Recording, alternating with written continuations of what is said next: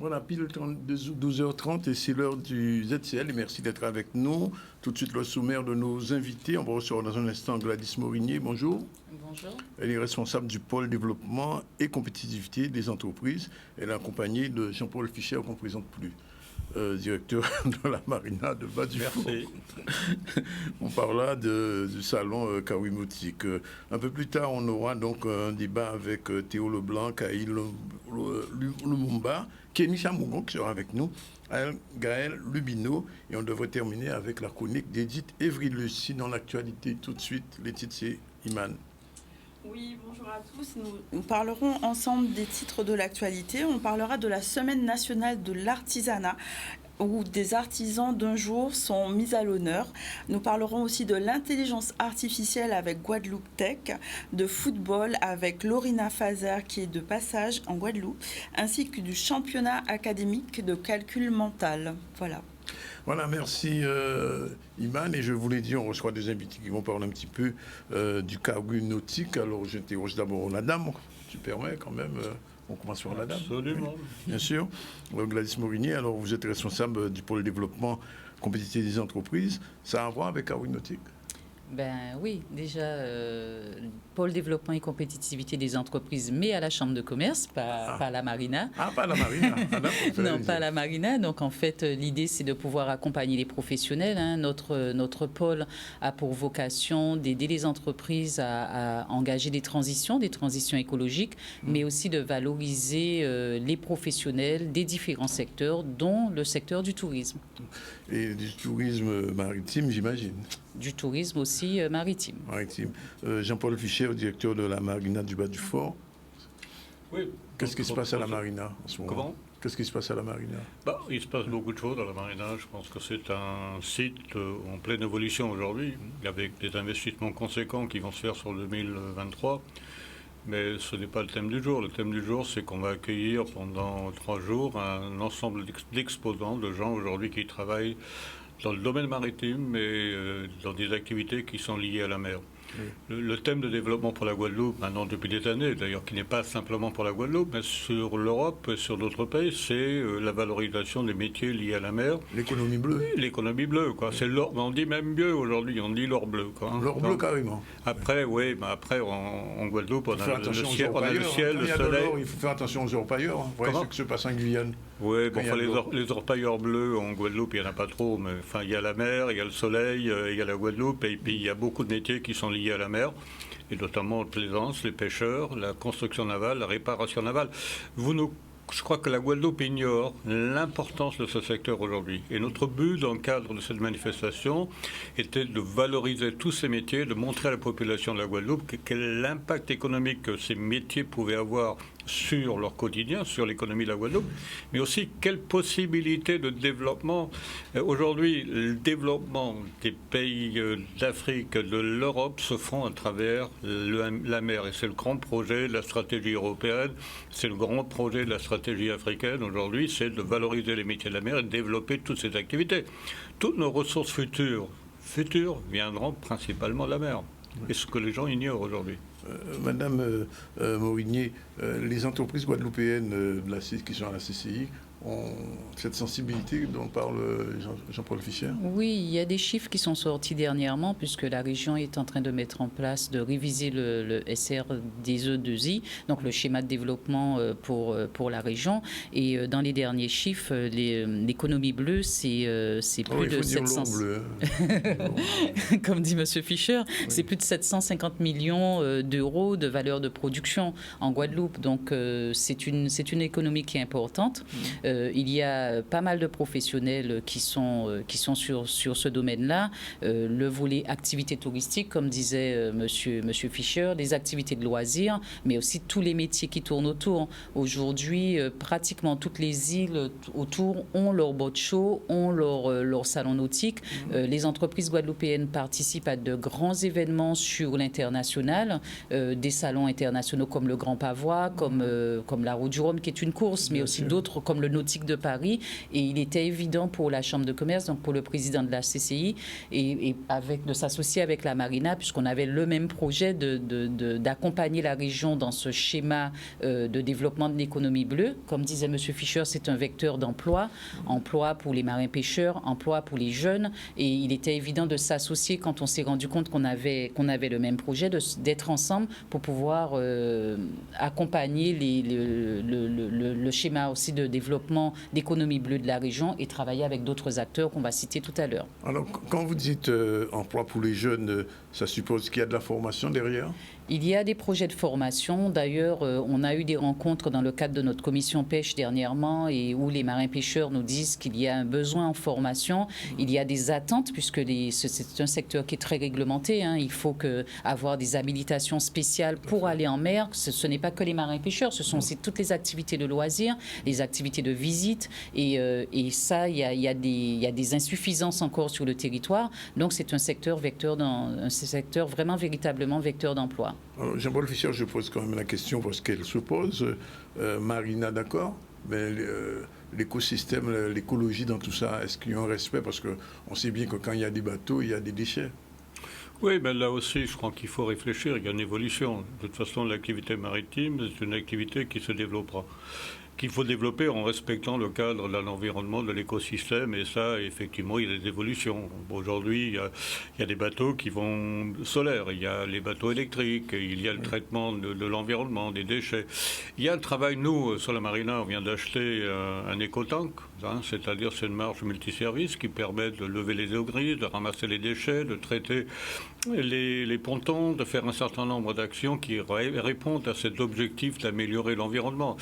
Mais le développement se fera malgré tout. Il faut faire le développement de la Guadeloupe aujourd'hui passera immanquablement par la voie maritime, par l'activité maritime. Bon, je prends l'exemple. Sur la Caraïbe aujourd'hui, la réparation navale représente 650 millions de dollars. L'ensemble de la Caraïbe. Sur la Caraïbe. Oui. Est-ce que la Guadeloupe ne pourrait pas récupérer au moins 10% de cette activité avec, au bout, des emplois forte plus-value? Essayez de trouver aujourd'hui en Guadeloupe un dieseliste marin. Oui. Vous aurez du mal à le trouver. C'est quand même plus difficile aujourd'hui en Guadeloupe de trouver un dieseliste qu'un médecin spécialiste. Ça veut dire qu'aujourd'hui, il y a des métiers d'avenir pour l'ensemble des jeunes Guadeloupéens. Alors effectivement, la région, la Marina, la CCI, enfin les organismes en charge de la formation, doivent effectivement explorer les pistes de formation pour offrir à les jeunes Guadeloupéens des possibilités d'emploi et des autres possibilités d'emploi à forte plus-value. Oui.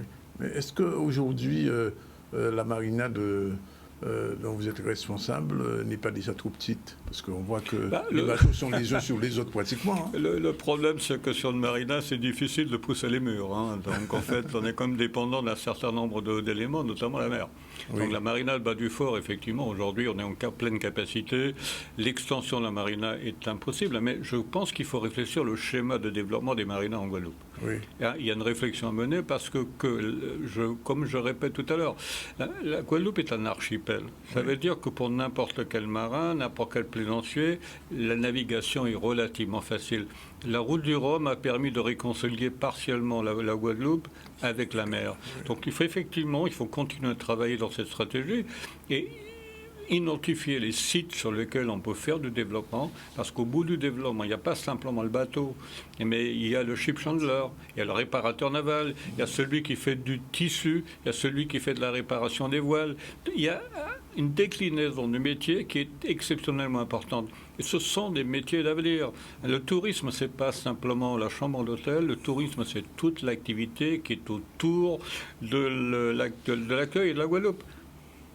Pour répondre à ce que vous dites, ce n'est pas votre périmètre, mais je pose quand même la question. La marina de Rivière-Sens, elle n'est pas encore en bon état. La marina de Rivière-Sens. Ben, écoutez, je connais mal le dossier, mais bon, je pense qu'à ce moment-là, il faut peut-être... Vous avez peut-être quelque chose à dire là-dessus, Mme Mourier? Non, il faut peut-être interpeller les gens et pourquoi la marina de Rivière-Sens, peut-être qu'il y a un problème de gestion, d'investissement, de financement. C'est un peu dommage, effectivement, qu'elle n'évolue pas, mais je pense qu'il n'y a pas que Rivière-Sens. Il y a d'autres sites sur lesquels on peut travailler aujourd'hui. Il y a Des Haies, il y a Port-Louis, il y a Saint-François. Je pense qu'il faudrait arriver à créer une fédération des marinas de la Guadeloupe, effectivement, avoir des projets de développement commun avec le conseil régional et les autres collectivités, parce que je maintiens qu'aujourd'hui, c'est une activité qui se développe et qui, aujourd'hui, les îles concurrentes, je connais bien Saint-Martin, je connais bien Antigua, je peux vous dire aujourd'hui qu'effectivement, eux, ils ont des projets de développement conséquents, pas simplement sur les marinas, mais tout ce qui est réparation navale, construction navale, entretien, etc. Ce qui crée des ressources significatives. Vous êtes en train de dire qu'il n'y a pas suffisamment de marinas. Je dis qu'aujourd'hui, quand vous prenez aujourd'hui, bon, il faut être précis. Oui. Aujourd'hui, on n'est pas en capacité d'accueil pour l'ensemble de la plaisance. D'accord. Et alors, ce qui fait qu'aujourd'hui, on a, et vous parliez tout à l'heure d'écosystème, on a des mouillages sauvages. Hein, je ne posais pas la peine que je vous les montre, vous les connaissez, tout le monde les connaît. Oui. Est-ce qu'aujourd'hui, il vaut mieux avoir une marina organisée, gérée, maîtrisée, dans l'environnement maîtrisé, que des gens qui mouillent n'importe où et qui mettent en cause l'écosystème? Donc la problématique aujourd'hui, c'est de créer des lieux d'accueil qui soient organisés et obliger les bateaux ou les propriétaires de bateaux à venir mouiller dans les Saint-Maré, dans les marinas. Alors je vais vous embêter. Est-ce que vous connaissez la marina la mieux protégée, l'endroit en Guadeloupe où les bateaux seraient les mieux protégés et qui n'est pas exploité aujourd'hui? Peut-être pas, mais...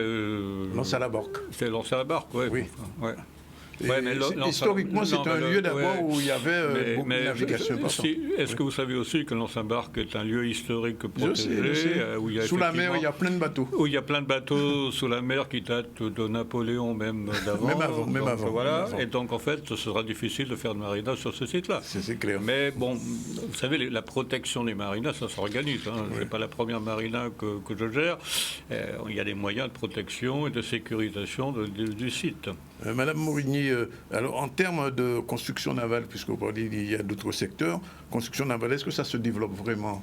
Alors, on a des chantiers navals autour du MACT. Il y a et en tout cas, ces entreprises sont vraiment très sollicitées puisqu'il y a des constructions qui sont prévues. Il y a un calendrier de construction qui est prévu sur plusieurs années. Nous, quand on avait sollicité il y a quelques mois, un peu avant, à la sortie de la crise, on avait sollicité un constructeur qui nous disait qu'il a des commandes, il a des commandes encore à long terme. Je voulais un peu revenir sur le salon. Pour compléter un peu ce que disait M. Fischer. Ce que je voulais dire, c'est que, en fait, l'idée aussi sur ce salon, c'est de donner envie aux Guadeloupéens de rentrer dans ce genre de métier. De donner à des jeunes, voilà, les métiers de la mer, les métiers de réparation. Il y a des chantiers, il y a Forbin, enfin, tout le monde connaît les existants en Guadeloupe. Il y a des constructeurs aussi de voiles. Il y a des bateaux traditionnels. Et comme disait M.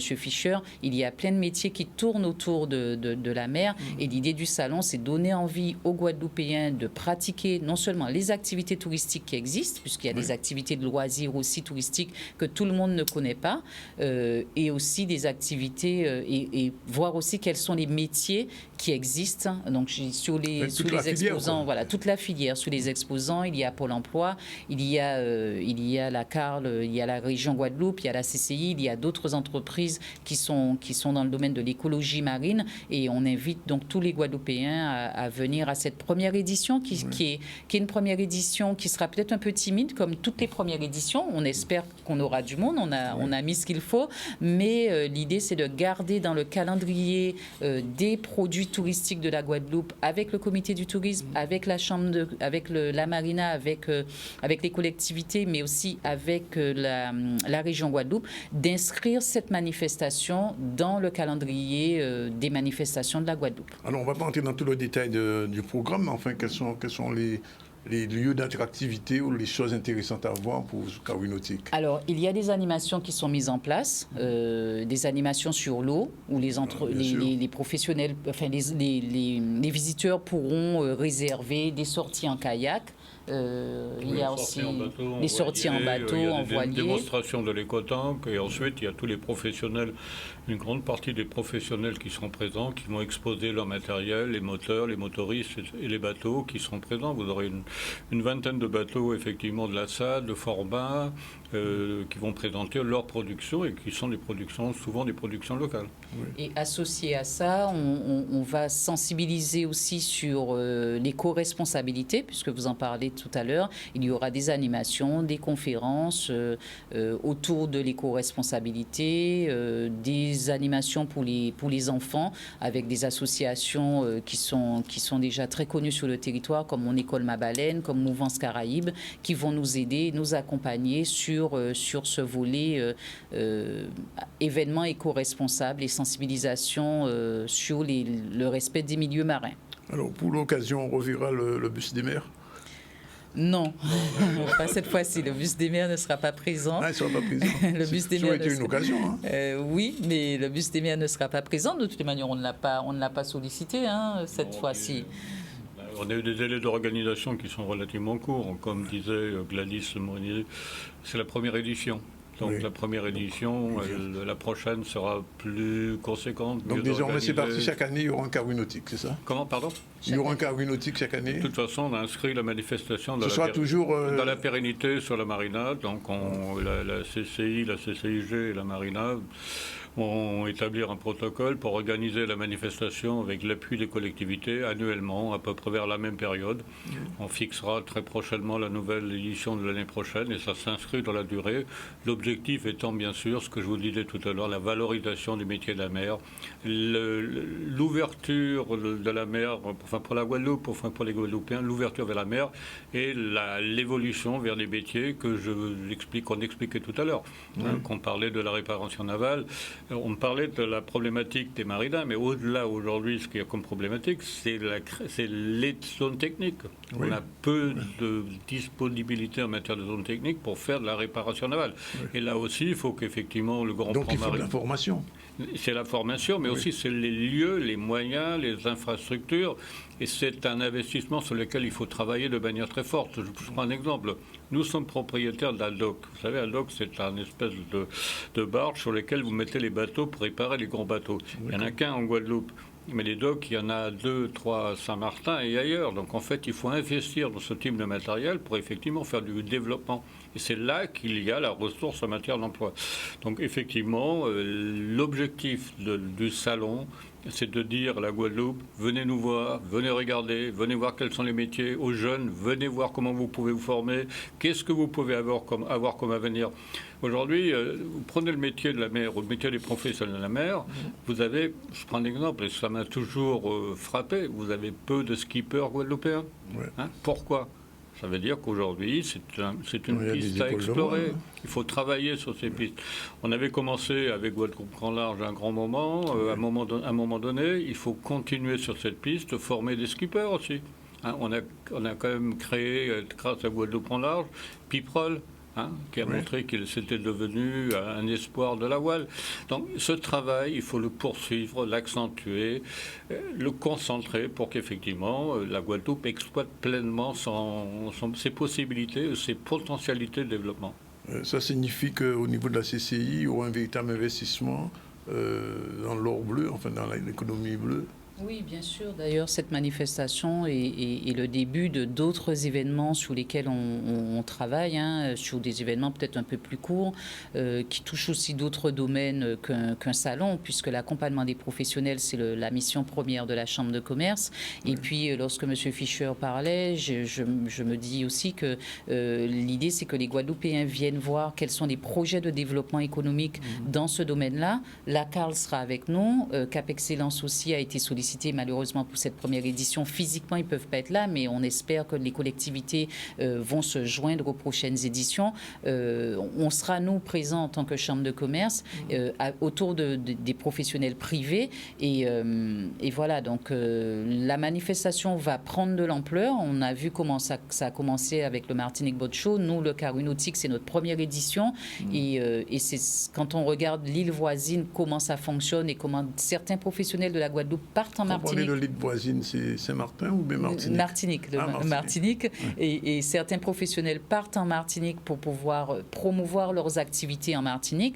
On leur donne une fenêtre et un lieu d'échange avec le Carreau Nautique et on les invite vraiment à se joindre à cet événement pour pouvoir rencontrer d'autres professionnels, faire des affaires. Et nous, pour les prochaines éditions aussi, on est dans un réseau de la Caraïbe. La Chambre de commerce fait partie des réseaux des chambres de la Caraïbe. Caraïbe. L'idée est d'inviter des entreprises de la Caraïbe à venir faire du business avec les entreprises de la Guadeloupe. On a de l'ingénierie, enfin, voilà, la Guadeloupe a un potentiel vraiment important dans ce domaine-là et le but du salon, c'est ça, c'est faire rêver par les bateaux qui seront aussi présents, faire rêver les visiteurs sur ce qu'il y a, acheter des bateaux d'occasion, des bateaux neufs, mais aussi utiliser les sources d'information pour pouvoir trouver un emploi ou développer une activité dans ce domaine-là. Je pose comme la question, l'entrée du salon est payante, gratuite? Non, l'entrée du salon est gratuite. On accueillera tout le monde, les enfants, les familles,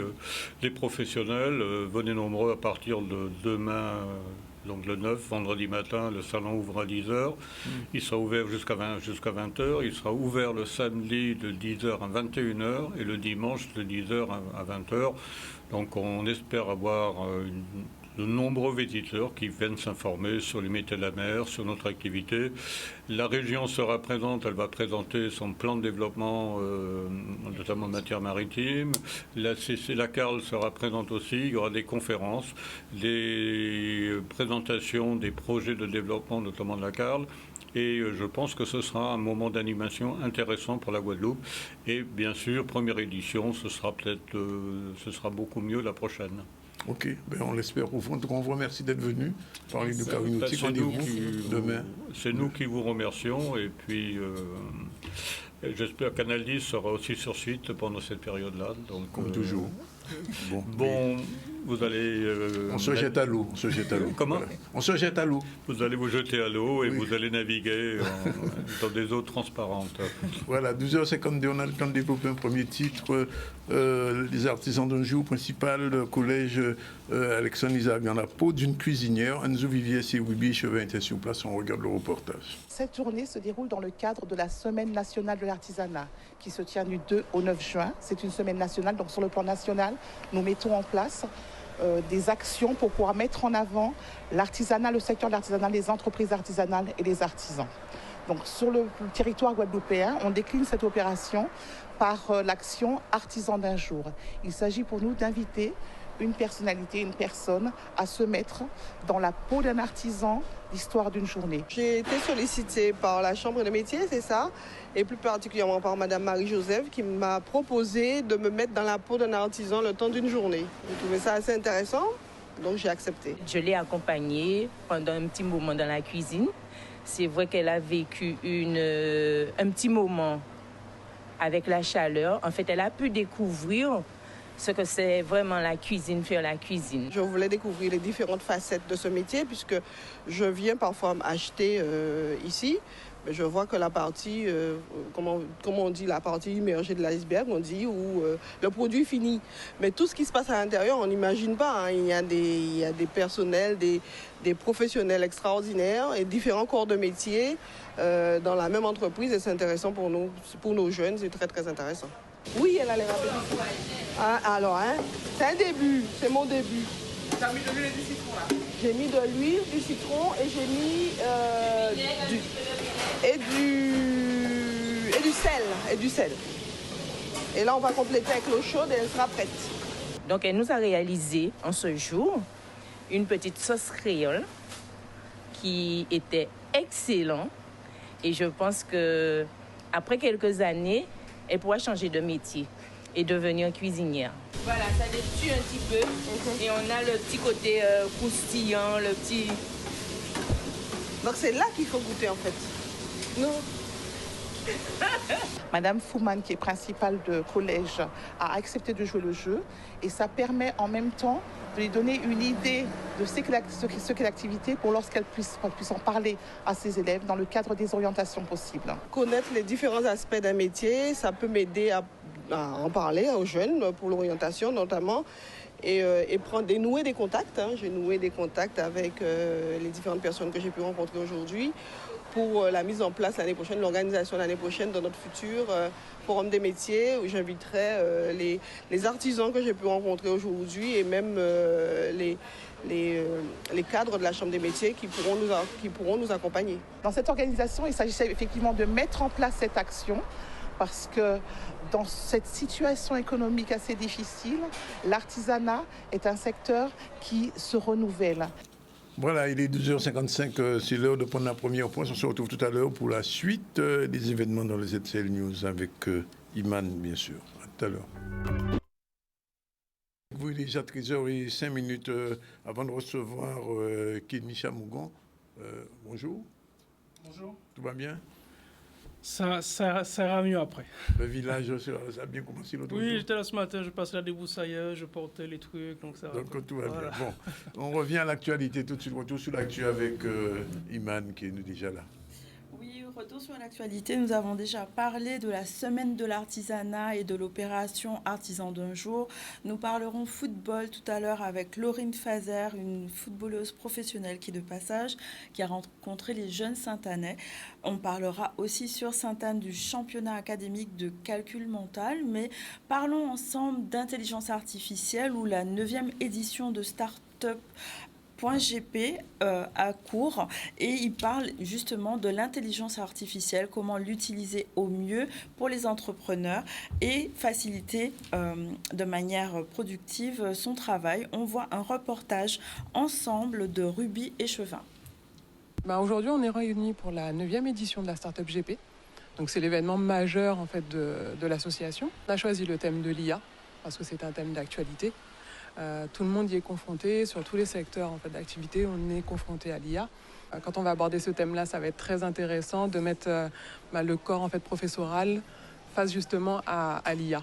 Et donc ça devrait être pas mal du tout ça comme échange. En tant que membre en fait, de Guadeloupe Tech, donc j'interviens sur la table ronde EdTech, donc éducation et numérique, pour parler de l'IA et de son impact en fait. Un impact et l'idée en fait c'est que chacun, tous les enseignants puissent s'adapter en fait à ces nouveaux outils et nécessairement qui vont obliger à adopter de nouvelles postures en fait. L'événement lui-même, c'est surtout en fait des retours d'expérience en fait et des partages de professionnels qui utilisent l'IA dans leur domaine, que ce soit l'agriculture, que ce soit tout ce qui est climate tech, en fait, donc le climat, en fait, développement durable, que ce soit dans l'éducation, que ce soit également dans l'art, parce qu'on a une partie aussi qui sera sur l'art, parce que l'IA, en fait, maintenant est utilisée aussi dans la partie culturelle. Donc ça va être vraiment en fait, ce retour d'expérience et de voir comment ils se sont appropriés l'IA dans leur activité. Aujourd'hui, on va dire, un peu peur en fait, donc des nouvelles technologies et plus particulièrement de l'IA, pour ne pas parler spécifiquement de ChatGPT, parce qu'il n'y a pas que cet outil-là en fait, dans l'IA, il y en a plein d'autres maintenant.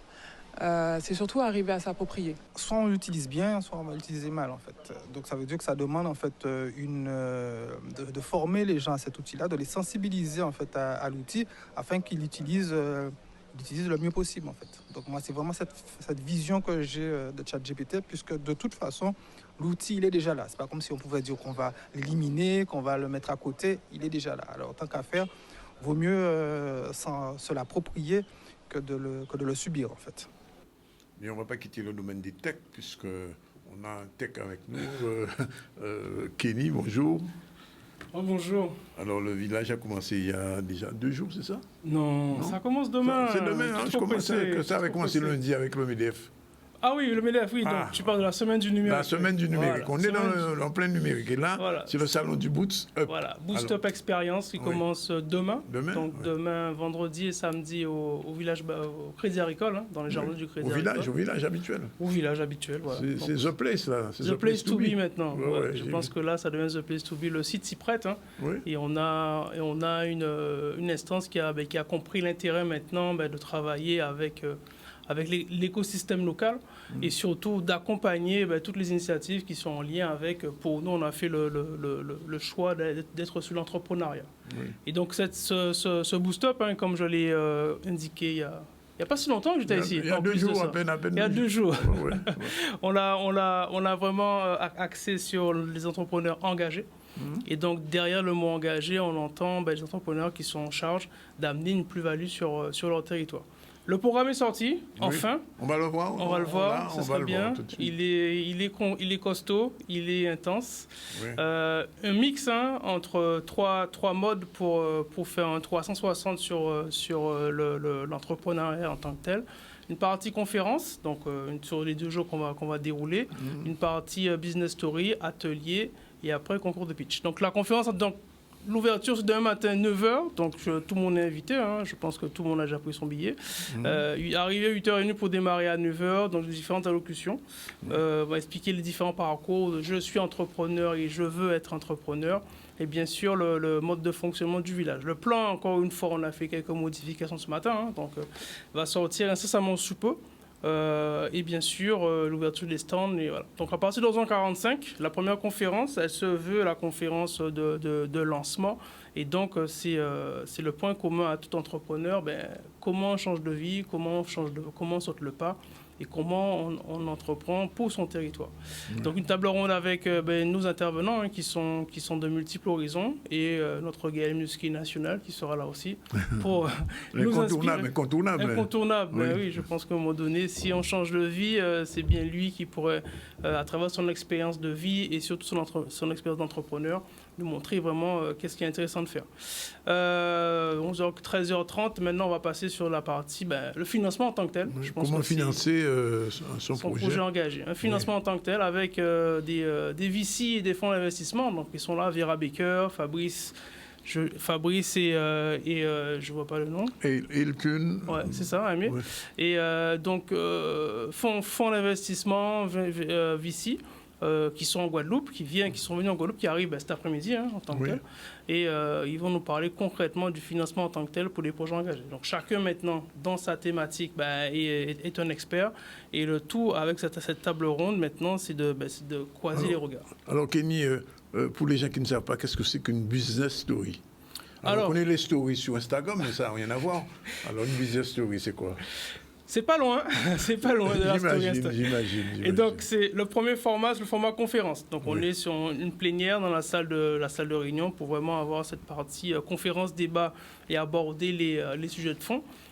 Deuxième mode qu'on a mis en place, c'est la business story. Business story, c'est quoi ? C'est des retours d'expérience précis. Voilà, donc il va nous raconter précisément comment il a fait ça. Donc on raconte une histoire, donc une story, on peut dire une story Instagram, sauf que là, elle est axée sur du business. Et donc là, les thématiques sont très précises, hein, encore une fois, sur la notion du business. La première, qui je pense est assez intéressante, elle fait rêver, hein, celle-là. Oui, comment on lève 8 millions d'euros en Afrique. Donc voilà, on n'est pas en Guadeloupe, on est en Afrique, on n'a pas le même territoire, mais on a peut-être les mêmes contraintes, voire plus ou moins.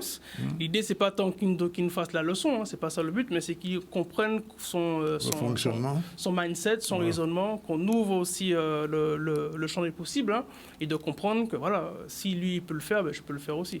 Après, les nouvelles voies, hein, donc femme noire, européenne, on verra Baker va nous raconter un petit peu son histoire de rôle modèle. Maintenant, elle est aux États-Unis. On a aussi quelqu'un qui a fait un magazine français Afrolux et de l'éco-conception à l'éco-innovation. Donc on est dans cette notion d'écologie, transition durable et j'en place. Et en plus, il y a des ateliers. Voilà. Atelier qu'on a voulu, encore une fois, très fonctionnel et extrêmement thématique, hein, entre je deviens entrepreneur et je suis entrepreneur. Donc l'idée maintenant de je deviens entrepreneur, c'est j'ai une idée. Donc comment je passe à l'échelle. Donc des ateliers qui vont se suivre hein, à partir de 10h, donc entreprendre, comment appréhender la reconversion, comment partir de zéro avec notre Cédric Francietta. Hein, je pense que on ne le connaît pas forcément, mais c'est un des grands pionniers du numérique en Guadeloupe hein, et entrepreneuriat en Guadeloupe. Donc c'est bien qu'il accepte hein, de revenir dans la lumière. Il s'était mis un petit peu en off, donc là il a décidé de revenir dans la lumière. Après les fonds propres, hein, prêt d'honneur avec la DI, avec Crédit Agricole et surtout la BPI sur la partie bourse French Tech. Donc de l'autre côté, on est sur je suis entrepreneur et lorsqu'on est entrepreneur, une démarche qui est assez importante, c'est de développer sa marque en tant que telle.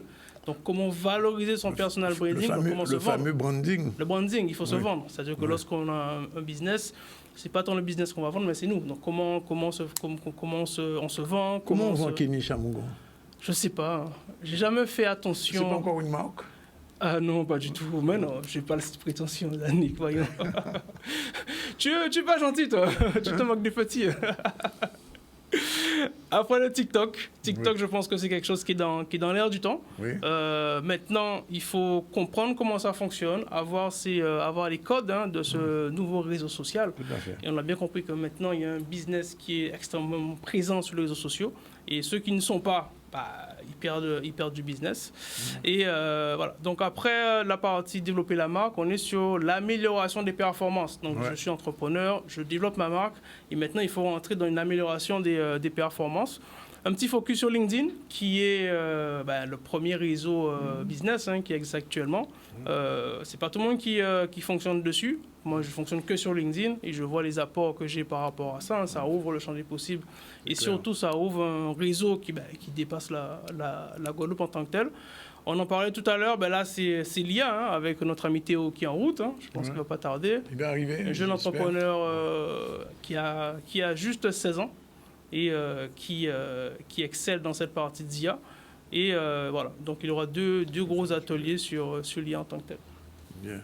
Et conférence. On passe le samedi maintenant. Oui. Samedi, donc on revient sur le format conférence en amphithéâtre. Donc comment faire mon business changer d'échelle. Donc l'idée maintenant, c'est quand j'ai lancé le business, comment maintenant je le fais dépasser les frontières ou je le fais dépasser un certain chiffre d'affaires. Et toujours pareil, sur un format retour d'expérience avec nos intervenants qui sont venus. On ne les a pas marqués, mais on aura aussi des pitchs d'acteurs locaux, puisqu'on sait que l'égérie, je pense que tu as vu notre journal, notre magazine qui est sorti. Oui, j'ai vu. L'égérie, c'est Café Papier. C'est notre, donc elle est vraiment au centre de tout. On aura des gens comme Chris qui seront présents aussi. Il faut vraiment mettre en avant comment, à un moment donné, on change d'échelle. Comment lever des fonds au territoire. Donc maintenant, là, au début, on a vu comment financer. Donc on est sur l'amorçage. Au début, comment on lance une activité, comment on se finance. Donc on est sur les choses assez early stage. Maintenant, on est sur la partie, je pense, lever des fonds. Et donc, lorsqu'on lève des fonds, il y a des codes, il y a des process. Et donc, pareil, on a mis autour de la table des VC, des fonds d'investissement et des personnes qui accompagnent des startups, des entreprises à lever des fonds en territoire insulaire qui plus est. On finit à 14h sur du branding et du marketing culturel. Ouais. On l'a voulu, après avoir fait des étapes assez classiques, je peux le dire, c'est assez technique. On voit un petit peu sur une petite couleur locale en tant que telle, comment rayonner avec notre identité culturelle. Et donc là, un tour de table qui se fera avec notre Laurence Mercable, la ministre du Tourisme et de la Culture en Guadeloupe, qui sera là pour un petit peu poser cette couleur locale et bien sûr accompagner ces intervenants qui ont pléthore de vie et de parcours à nous raconter. La dernière table ronde du samedi, ce sera l'attractivité et l'opportunité financière. Donc là, on va faire une ouverture sur la vision en tant que telle d'un territoire comme le nôtre et surtout comment maintenant on peut capitaliser, comment on peut développer et comment on peut rendre ce territoire attractif. Pareil, des intervenants locaux comme Christophe Wachter et Yuri Ogiak auront la lourde tâche d'avoir cette vision prospective et ils seront accompagnés d'intervenants internationaux et nationaux. On retourne sur une business story sur le samedi. Et donc, c'est Awad qui va nous parler de son incubateur inclusif qui a formé 200 entrepreneurs en quartier prioritaire. Et donc, c'est bien d'avoir quelqu'un comme ça qui a travaillé au plus près de ces quartiers prioritaires, sachant que nous en avons ici aussi en Guadeloupe, et de partager son expérience et surtout sa vie à travers cette story. Alors ça, c'est pas mal, ça. Ouais. Passer d'infirmière à acteur de l'industrie de biscuits. Ouais. Franchement. Iman, qu'est-ce que tu en penses? Tout est possible, n'est-ce pas? Tout est possible. Oui, visiblement. Et eux, ils font le buzz sur LinkedIn actuellement. Je ne sais pas si tu as fait attention, ils avaient fait un pari de pouvoir rencontrer certains grands décideurs politiques et ils y vont au culot. Ils ont une belle communauté qui suit et ce sont des gens qui ont, c'est le culot, on peut y arriver, on y va. Après, bien sûr, on n'est pas sur les mêmes strates et les mêmes territoires.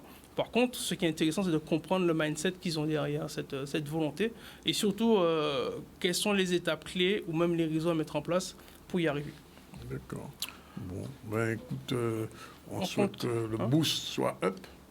Il est déjà up. Hein. Il est déjà up. Ah non, moi, tu sais très bien que moi, quand je m'engage, c'est à fond. Ah oui, ça. Sinon, je ne m'engage pas. Oui, ça, je sais. Je sais que quand j'y vais. Tu es un acteur. Il y a des entrepreneurs engagés, mais toi, tu es un acteur engagé. C'est vrai. Oui, effectivement. Non, mais félicitations pour tous les gens qui font ça. Juste un petit mot quand même avant de te quitter, puisque visiblement Théo s'est perdu en chemin. L'intelligence artificielle, bon, on en parlait depuis longtemps. Le GPT, là, ça va casser tous les codes en Guadeloupe. Plus personne ne pourra rien faire sans. Sur ça, j'ai toujours... je fais un peu comme tout le monde. J'écoute un petit peu tout ce qui dit dans la presse spécialisée autre. Il y a toujours les deux sons de cloche. Hein. Attention, ça va trop vite. Oui. Attention, ça va trop vite. Et l'autre son de cloche, c'est trop tard, on y est déjà. Donc, on en a besoin. Donc maintenant, il faut juste comprendre comment fonctionner avec cela pour ne pas disparaître dans ce virage qui est technologique. Ce sera abordé dans le Bootstrap Experience. Bien sûr. Oui, notre ami Théo sera Je pense que ces ateliers sont déjà presque tous pleins. Ouais. Je pense donc on est en train de voir comment on agrandit les murs. Agrandir les murs pour ça. Et donc j'invite tout le monde à demain matin, 8h30. 9h, pour bon pied, bon oeil, pour ouvrir ce Boost Up Experience au Crédit Agricole. Bien, tout est dit, il est 18h, qu'est-ce que je raconte 13h21, et pas 18h. On va peut-être développer un autre sujet avec Iman, on a le temps, avant la chronique de Edith Evrilus qui doit être déjà là. Oui, donc nous allons parler de football où la footballeuse professionnelle Laurence Fazer a rencontré des jeunes Saint-Aniens. On voit un reportage de Solène Fèvre. Je suis venue faire une petite opération pour faire plaisir aux enfants. Grâce à l'aide de Puma, j'ai pu donner des vêtements de foot aux enfants et j'espère que ça leur a fait plaisir. Je suis ravi de recevoir Madame Fazer, cette jeune footballeur, je dirais, dénommée 2 fois Espoir, champion Espoir. Le championnat du monde, ce sera au mois de juillet. Je souhaite que l'équipe de France féminine puisse gagner ce tournoi-là. Je l'ai appris ici, donc je suis super contente d'avoir pu partager ce moment avec mes proches.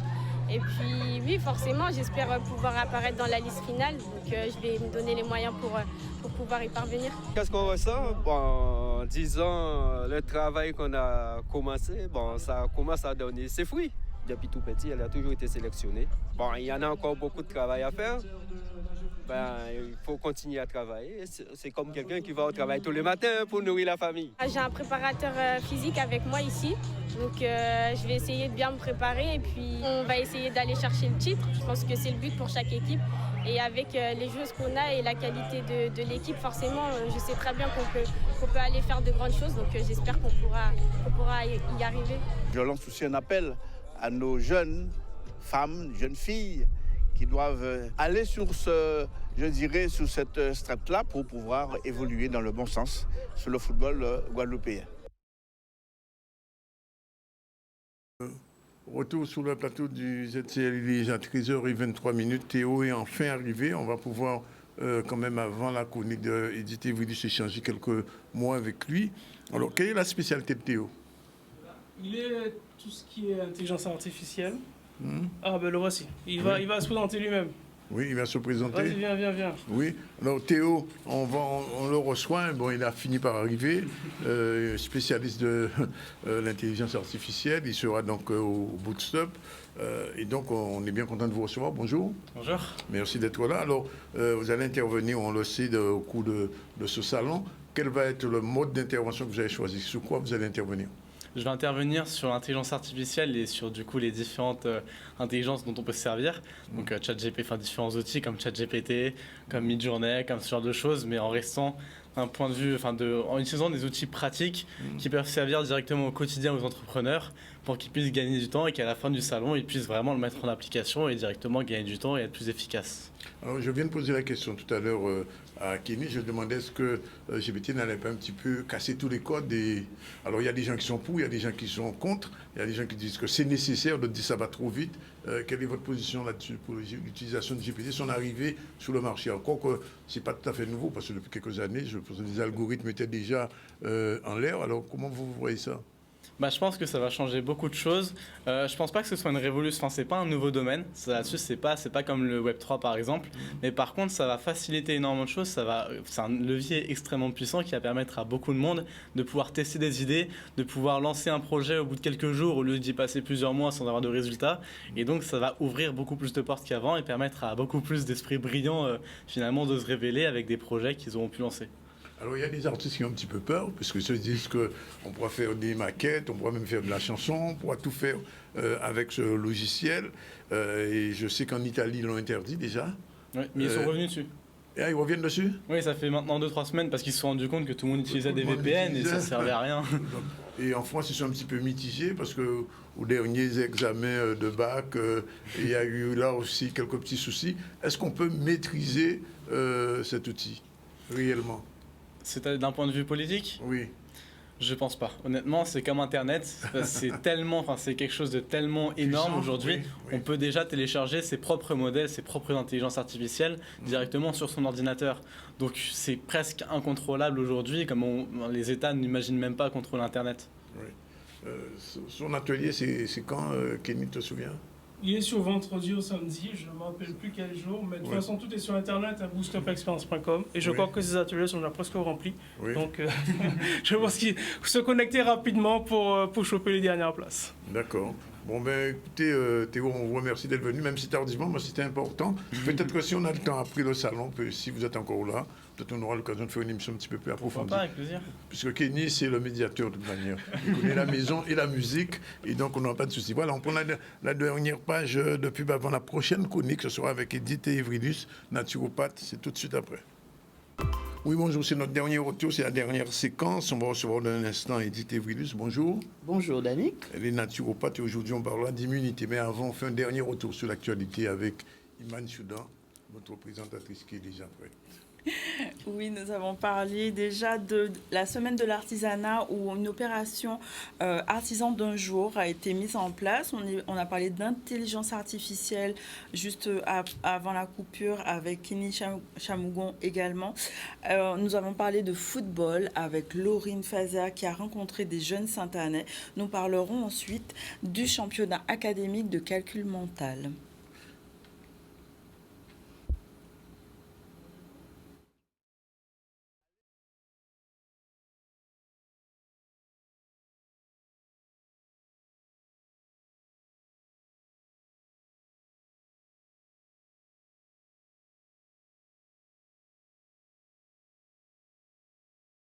Nous sommes donc réunis à l'école mixte 1, aussi Ginette Maragnès, au bourg de Sainte-Anne, pour organiser la finale radiodiffusée du championnat académique de calcul mental.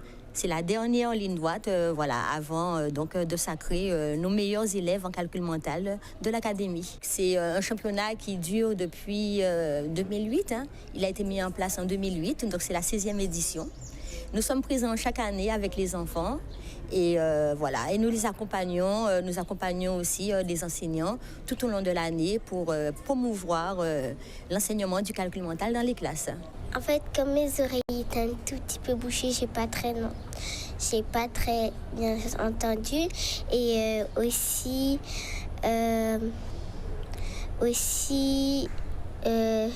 j'avais pas trop compris. Non, c'était pas un concours très compliqué. Je vais revenir pour gagner parce que j'aime bien les mathématiques. Dans chacune des circonscriptions de la Guadeloupe, les enfants sont réunis, en fait les finalistes de chacune des circonscriptions. En général, 2 enfants par niveau, du CP à la 6e, puisque depuis 2-3 ans, les collèges sont avec nous, puisque les 6e font partie du cycle 3. Et donc les enfants sont avec nous dans une salle à l'abri, ils écoutent la radio et donc les exercices sont donnés par des conseillers pédagogiques départementaux mathématiques et les enfants travaillent tranquillement. Et à la suite de cela, ceux qui ont les meilleurs scores seront champions. Donc il pourra y en avoir 1, 2, voire 4, ça dépend. C'est parce que je suis fort en mathématiques. Et qu'est-ce qui te fait aimer les mathématiques ? les calculs mentaux, les multiplications, les divisions. Eh bien, là pour l'instant, il est premier au niveau de la circonscription et certainement aussi au niveau de l'académie. Peut-être qu'il y aura d'autres enfants de 6e, d'autres élèves de 6e qui auront eu aussi le score le plus haut de 15 sur 15. Mais oui, il a réussi tous les calculs. Concernant la réforme des retraites, il y a des discussions ici à l'Assemblée en ce moment. En est-on concernant la prorogation de cette réforme, Olivier? Bon, ben là, il y a un vrai problème démocratique. Il y a un réel problème démocratique. Laissez-moi le temps d'expliquer ça. Ce qui s'est passé hier, ça veut dire que maintenant, aucune proposition de loi, par exemple celle que j'ai produite là, sur la continuité territoriale et qui est passée, ça crée des charges. Vous savez, augmenter les charges de l'État. Eh bien, il n'y a pas dit qu'elle a été irrecevable constitutionnellement. D'ailleurs, ça n'est pas la pratique de l'Assemblée nationale depuis la Ve République en 1958. Ça n'est pas la pratique. Eh bien, là, ils ont inventé un système où ils ont décidé que ça crée des charges, donc ce n'est pas possible à être examiné. Et ce qui s'est passé, c'est qu'ils se sont employés à voter en commission en changeant les joueurs, en changeant les républicains qui étaient contre pour mettre ceux qui étaient pour. Enfin, une petite politique de bas niveau, de mesquinerie, c'est ça la majorité par ailleurs. Et donc, nous considérons qu'aujourd'hui, ils ont fait en sorte de retirer cet article 1 qui remettait en cause l'âge de la retraite à 64 ans pour nous obliger, ce qu'on va faire, à le redéposer en séance. Alors, tenez-vous bien, on l'a étudié en commission, ce même article sur la remise en cause de l'âge de 64 ans à la retraite, il était dans le corps de la PPL, mais quand on va le mettre par amendement, il n'est pas constitutionnel encore. Par article 40, ça crée des charges. C'est petit. Ils veulent une seule chose, ne pas aller au vote le 8 juin sur cette PPL, remise en cause de l'âge de la retraite et conférence de financement social. Pourquoi? Parce qu'ils savent qu'ils capèdent. Ils savent qu'ils sont minoritaires. Et donc, je regrette cette pratique-là. Ainsi, hier, on a amputé le Parlement, l'Assemblée nationale, représentant du peuple, les députés de 2 outils fondamentaux. Déposer des propositions de loi, parce qu'ils ont déclaré inconstitutionnelles au gré de leurs humeurs. Et 2, ils ont annulé à peu près 1 millier d'amendements ou 2 milliers d'amendements de la NUPES en considérant que ça ne va pas dans le sens de la bonne tenue des débats. Donc ça veut dire qu'on ne peut pas faire amendement, ne peut pas déposer proposition de loi. C'est un déni de démocratie, c'est une dérive autoritaire. Moi je le dis, je l'affirme. Et aujourd'hui, je condamne ces pratiques qui ne vont pas dans le sens de la démocratie, du respect du peuple. Finalement, on en est resté là et rien n'a vraiment bougé pour l'IOT. Voilà, il est 13h40, c'est l'heure de la chronique d'Edith Evridis qu'on retrouve avec plaisir. Bonjour Edith. Bonjour Danick. On a dit qu'on va parler d'immunité. Pour tout de suite, le générique, c'est parti.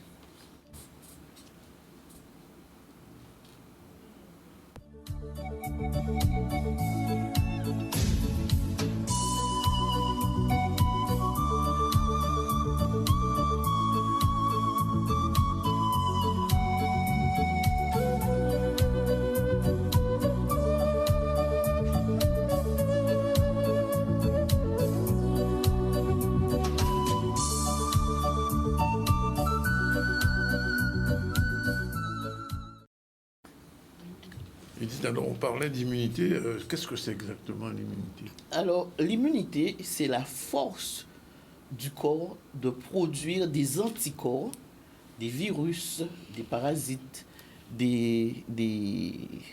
tout ce qui est virus, quoi, pour pouvoir préserver le corps contre les agressions extérieures. Alors, l'immunité prend naissance dès la naissance, je vais dire, puisque l'enfant est conçu par 2 parents. Donc, fœtus, l'enfant prend la culture du papa et la culture de la maman. Mais quand la maman accouche par les voies basses, l'enfant, le bébé, il a un contact avec la flore intestinale, avec la flore vaginale. Et donc, c'est là où véritablement se met en place l'immunité de l'enfant. Quand un enfant naît par césarienne, c'est-à-dire cet enfant n'est pas passé par les voies basses, ni n'a pas eu de contact avec la flore intestinale, ni la flore vaginale. Donc c'est un enfant qui aura une immunité acquise. Le premier bébé aura l'immunité innée. Et quand ces enfants-là sont nourris au sein maternel, et c'est là où le lait maternel apporte son lot de bactéries, son lot d'éléments, de micro-éléments, pour pouvoir véritablement mettre en place cette immunité-là. Et c'est pour cette raison que quelquefois, quand les enfants sont bébés, eh bien, les enfants ont des coliques souvent, parce que c'est à partir de la tétée, à partir du lait maternel, que se met véritablement l'immunité. Donc, un enfant qui est né par la voie basse, qui a eu contact avec la flore vaginale, a eu contact avec la flore intestinale, a eu la tétée de sa maman, donc c'est un enfant qui aura une très bonne santé, une santé maximum, une meilleure santé que l'enfant qui est né par césarienne, qui n'a pas eu contact avec la flore intestinale, n'a pas eu contact avec la flore vaginale. Mais il y a quelque chose d'autre, l'immunité acquise, tout le monde peut l'avoir, puisque, bon, on a contact avec les éléments extérieurs, les microbes, les enfants jouent pieds nus, ils mettent les mains dans la bouche, et là, il y a des enfants qui ont l'immunité innée et l'immunité acquise. Les deux sont équilibrés. Il y a d'autres enfants, ceux qui sont nés par césarienne, ont uniquement l'immunité acquise. Et voilà pour cette raison, je dis toujours aux clients que l'immunité peut être considérée comme l'ange gardien du corps, parce que c'est ce qui conditionne notre santé. On a une bonne santé, on est bien, on a une immunité qui est équilibrée, on a une santé qui est déséquilibrée, eh bien, notre immunité est aussi déséquilibrée. Et on l'a très bien vu ces dernières années, puisqu'il s'agissait, cela remonte à 2 ans, 3 ans, il s'agissait d'immunité, tout le monde a entendu parler. Et j'ai voulu baser l'émission aujourd'hui sur l'immunité pour que les Guadeloupéens, pour que les gens puissent bien prendre en compte cette immunité. Il faut avoir conscience qu'on doit traiter notre immunité comme si on traitait le diabète, comme si on traitait le cholestérol, comme si on traitait notre circulation sanguine même, puisque, je me répète, si on n'a pas une bonne immunité, on a la faiblesse des cellules, et quand les cellules sont faibles, c'est la santé qui ne va pas bien. Mais alors, dites comment on traite l'immunité? Alors, comment traiter l'immunité? Je dis toujours d'être à l'écoute du corps. On peut savoir quand le corps est en baisse immunitaire. Parce que pourquoi? C'est un corps qui est encrassé journellement, quotidiennement. C'est un corps qui s'encrasse par rapport à ce que nous mangeons, par rapport à ce que nous buvons. Et donc, si on a une alimentation qui est déséquilibrée, eh bien, forcément, notre immunité, elle est déséquilibrée.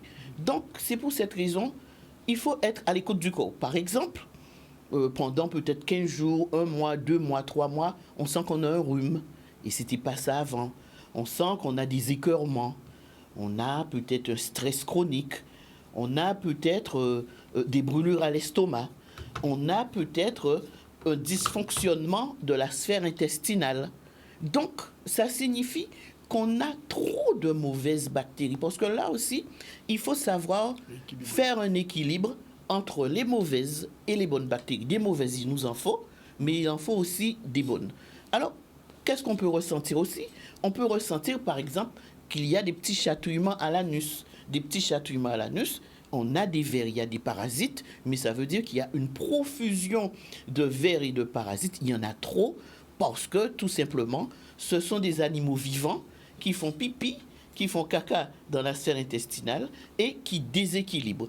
Donc, on peut, quand on est à l'écoute du corps, on peut savoir à quel moment qu'on est en baisse immunitaire. On peut avoir une fatigue générale, on peut avoir une fatigue qui dure longtemps, on peut être aussi en manque de sommeil, en insomnie, on peut peut-être avoir le syndrome métabolique, c'est-à-dire avoir le diabète, avoir le cholestérol, avoir l'hypertension. Donc, quand le corps est déséquilibré, parce qu'il y a trop de mauvaises bactéries, parce qu'on a eu une alimentation déséquilibrée, il faut se poser la question, qu'est-ce que je dois faire? Qu'est-ce que je dois faire? Bon, il y a des gens qui vont chez le médecin, il y a d'autres personnes qui vont chez le médecin, mais qui viennent aussi voir le naturopathe. Comme je dis, la médecine traditionnelle est complémentaire à la médecine conventionnelle. Et à partir de ce moment, le naturopathe prend la personne en compte. Ça peut être un bilan de vitalité pour qu'on puisse trouver la cause de ce déséquilibre. Et à partir de la cause de ce déséquilibre, on peut mettre en place déjà une détoxification du corps. Parce que on mange tout le temps. On mange 3 fois dans une journée. On mange 21 fois dans une semaine. Quand on multiplie par le nombre de mois, le nombre d'années, et on ne nettoie pas le corps. Donc, à un moment donné, on se trouve avec un corps qui est enflammé. On a un taux d'inflammation très important, et ce qui nous donne quelquefois une acidité à l'estomac. On peut avoir de l'acidose, c'est-à-dire avoir tout le corps qui est acide. On peut avoir une sensation de chaleur dans les jambes, sous les pieds. Et c'est là où le corps, il est déséquilibré. Il y a le Covid qui arrive, pour prendre l'exemple. Donc, le virus, il est là. Comme la personne est en baisse immunitaire, donc le corps dit au Covid, tu peux venir parce que mes gardiens sont en baisse. C'est comme si, pour donner une image, c'est comme s'il y a quelqu'un qui a une maison, et devant sa maison, il y a des gardiens qui sont armés et qui attendent l'arrivée des ennemis. Mais cette personne ne donne ni le petit déjeuner, ni à boire, ni à manger aux gardiens, ni les vitamines qu'il faut, ni les nutriments. Alors à force, ces gens-là perdent force, et à un moment, quand l'ennemi arrive maintenant, l'ennemi peut tirer, il peut faire tout ce qu'il veut, parce que les anges gardiens, c'est pour cette raison que j'ai dit en préambule que l'immunité peut être considérée comme l'ange gardien même du corps. Et donc, avec cette pandémie, c'est vrai qu'il y a eu des gens qui ont été touchés, il y a eu d'autres personnes, tu n'as pas été touché, Dani, il y a eu d'autres personnes qui ont été touchées, d'autres non, moi non, pas du tout, et pourtant, j'ai soigné des gens covidés. Et donc, j'ai pas pris de vaccin. Tu n'as pas pris de vaccin, mais tu as acheté, j'ai préparé une huile qui s'appelait Soulager. Je sais. J'ai fait un protocole aussi pour les clients. Oui. Et donc, mais il faut faire une éducation thérapeutique, je le dis tout le temps aux clients, et il faut que les gens même se mettent au sérieux aussi, soient à l'écoute du corps, et pour se dire, là, bon, pendant 2 mois, je n'ai rien fait, j'ai bien bu, j'ai bien mangé, maintenant, il va falloir que je détoxifie mon corps. Détoxifier le corps, ça se fait avec un professionnel de santé.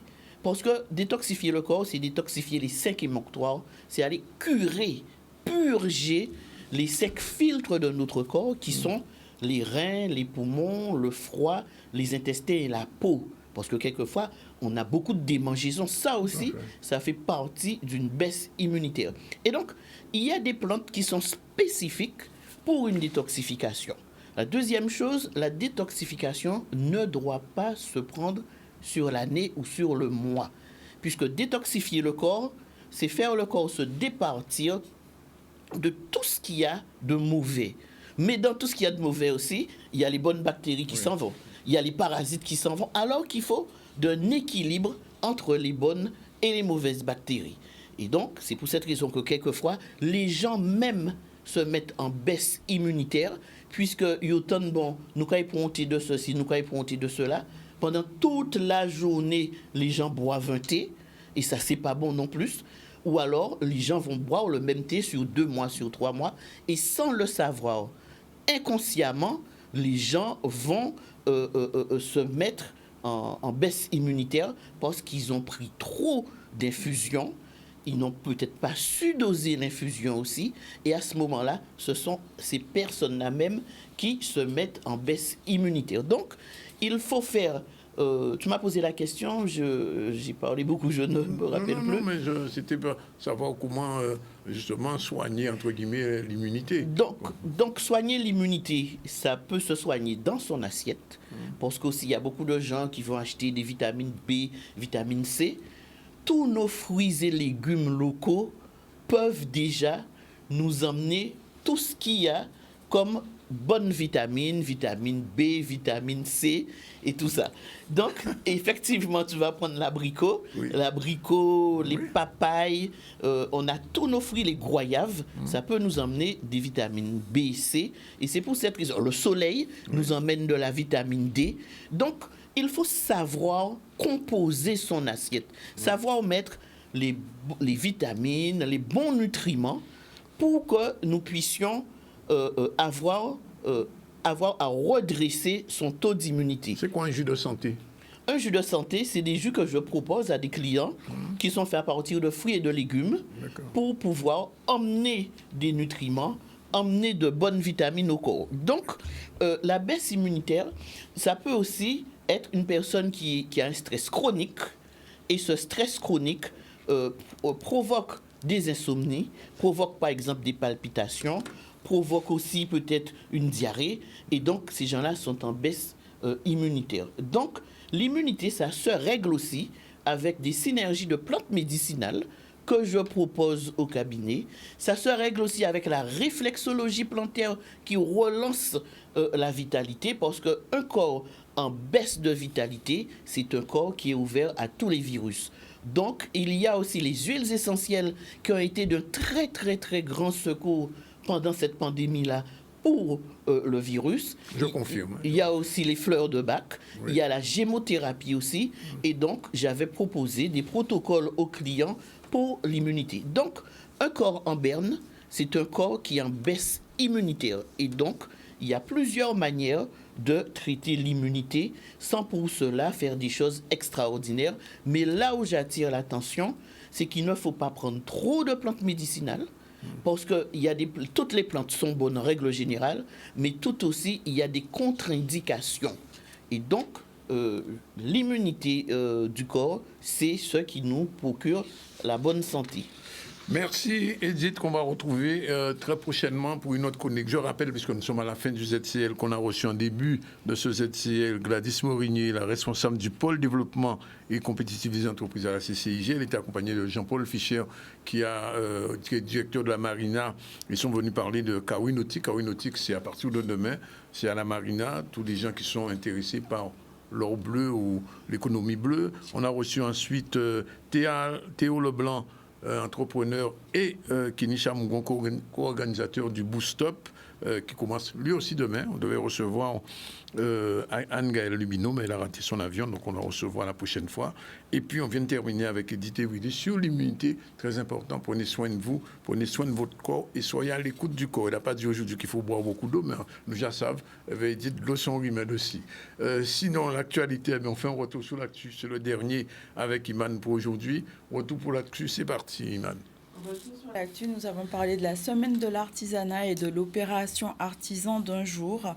Nous avons parlé IA, intelligence artificielle, autour du forum qui a été organisé par Guadeloupe Tech. Nous avons parlé aussi football avec Laurine Fazer qui a rencontré ces jeunes Saint-Anais, ainsi que de calcul mental où un championnat académique est organisé. Voilà pour les titres aujourd'hui. On retrouve Iman demain à la même heure avec nous à partir de 12h30. On salue la venue de notre naturopathe du ZCL qu'on va retrouver avec plaisir, puisqu'elle vous donne l'occasion de bien maintenir votre corps en forme. Voilà, il finit pour aujourd'hui-là. Demain à même l'heure, 12h30, on sera avec vous. Restez branchés, restez connectés. Ce soir à partir de 18h, il y a le journal de Harold. Je pense, je ne sais pas s'il est là, mais s'il est revenu, mais en fait, oui, il est là. Eh bien, on me dit qu'il sera là ce soir à partir de 18h, donc vous serez dans le journal, sur Canal 10. Voilà, c'est fini pour aujourd'hui. J'ai des tickets à faire gagner, ce sera demain, le temps qu'on retrouve le visuel, pour vous inviter à la luminescence qui aura lieu samedi 10, donc demain rendez-vous. Il me reste, attendez-moi, mais il me reste quand même 4 tickets. Demain, on fait le gagner, c'est sûr. Restez branchés sur le ZCL. Ciao, bye bye, à demain.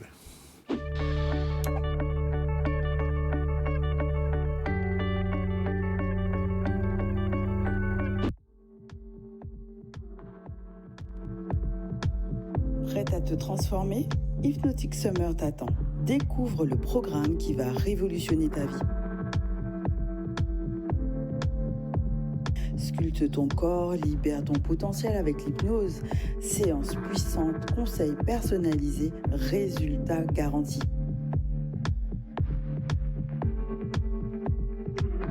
Ne laisse plus les barrières te retenir. Inscris-toi maintenant. Transforme-toi, rejoins Hypnotic Summer aujourd'hui. Pour la toute première fois en Guadeloupe, Caru Nautique, le salon du nautisme et de la mer, les 9, 10 et 11 juin. La filière nautique de la Guadeloupe sera à l'honneur à la marina de Bas-du-Fort. Exposition, animation, jeux concours et plein d'autres surprises. Alors, on vous attend nombreux les 9, 10 et 11 juin à la marina de Bas-du-Fort pour Caru Nautique, un événement de la région Guadeloupe. La marina de Bas-du-Fort, la CCI des îles de Guadeloupe, la Riviera du Levant, le groupe SAD et le CTIG.